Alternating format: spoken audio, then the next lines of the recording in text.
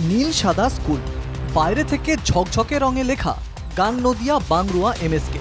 নামটা জলজল করছে।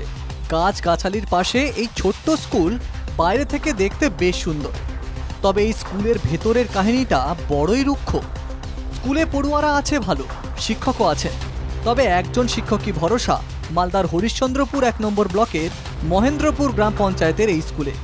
প্রত্যন্ত এলাকায় পঞ্চম থেকে অষ্টম শ্রেণী পর্যন্ত ক্লাস নিয়ে এই স্কুল চলে বটে, তবে সেই স্কুলের শিক্ষক এখন অষ্টম শ্রেণীর মেধাবী ছাত্ররা, অর্থাৎ পঞ্চম থেকে সপ্তম শ্রেণী পর্যন্ত ক্লাস নিতে দেখা যায় অষ্টম শ্রেণীর পড়ুয়াদের। এভাবেই চলছে এই স্কুল। একটাই মাস্টার, তো এই সব ক্লাস সামলাতে পারছে না, তো মাঝে মধ্যে আমরা এই ক্লাস নিয়ে নিই। কি ক্লাস নিচ্ছ তুমি? বাংলা ক্লাস। কোন ক্লাস এগুলো? এগুলা 5 ক্লাস 6 ক্লাস। তুমি কি রেগুলার ক্লাস নাও? হ্যাঁ। পঞ্চম থেকে অষ্টম শ্রেণী পর্যন্ত মোট 81 পড়ুয়া। 2001 সাল থেকে 6 শিক্ষক নিয়ে মাধ্যমিক স্কুলটি চালু হয়। 2003 সালে সরকারি অনুমোদন পায় স্কুলটি। সে সময় 2 জন শিক্ষকের বেতন চালু হয়। এরপর ধাপে ধাপে 6 শিক্ষকের নিয়োগ হয়। 1 শিক্ষক মারা যান এবং বাকি 4 শিক্ষক অবসর নেন। 2022 সাল থেকে আর কোনো শিক্ষক নিয়োগই হয়নি এই স্কুলে, ফলে একমাত্র শিক্ষকই ভরসা। এখন কিভাবে চলে স্কুল?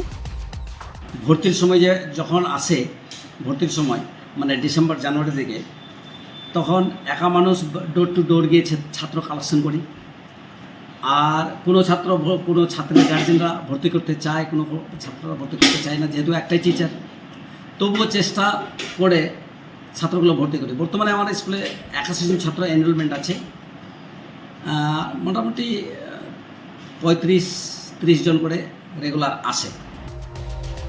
অথই জলে পড়া স্কুলের পরিস্থিতি স্কুল ইন্সপেক্টরকে জানিয়েছেন প্রধান শিক্ষক, কিন্তু কবে স্কুলে শিক্ষক আসবে তা এখনো অনিশ্চিত। মিড ডে মিলের বিভিন্ন হিসাবপত্র এগুলো করতেই তো সময়টা চলে যায়। তবুও ছাত্রদের উপর ভার দিয়ে যা টুকটাক পড়াশোনা হয় ওটাই। মহেন্দ্রপুর গ্রাম পঞ্চায়েতের নয়নের মণি এই স্কুলে পর্যাপ্ত শিক্ষক কবে আসবে, অপেক্ষায় অভিভাবকরাও। যে মাস্টারের অভাব আছে, মাস্টারের অভাবের জন্য ছেলেমেলে ইদিগুদি হয়ে যাচ্ছে। আর এখানে এই স্কুলে কোনো ধনীপতির ছেলে নাই, মেয়ে নাই, সব গরিবের। আমিও যে আছি, আমিও গরিব। দরকার হলে আমি ছেলেপেলেকে নিয়ে ফের বাইরেও চলে যাচ্ছি খাটার জন্য। হ্যাঁ, এখানে যদি মাস্টার থাকতো কারো 2টা, তো ছেলেমেলে শিক্ষিত হতো। গরিবের ছেলেরা তো আর বাইরে পড়াতে পারবে না, এখানে হলে ভালো হতো। একজন শিক্ষক দিয়েই টিম টিম করে জ্বলা প্রদীপের মতো চলছে স্কুল। এলাকাবাসীর আশঙ্কা, এভাবে চলতে থাকলে হয়তো শিক্ষক শূন্য হয়ে পড়বে স্কুলটি। তখন ছাত্রদের কি হবে? এই প্রশ্ন নিয়েই রোজ স্কুলে আসে এই খুদে পড়ুয়ারা। তাদের ভরসা অষ্টম শ্রেণীর দাদারা। মালদা থেকে সুমিত ঘোষের রিপোর্ট, NK TV বাংলা।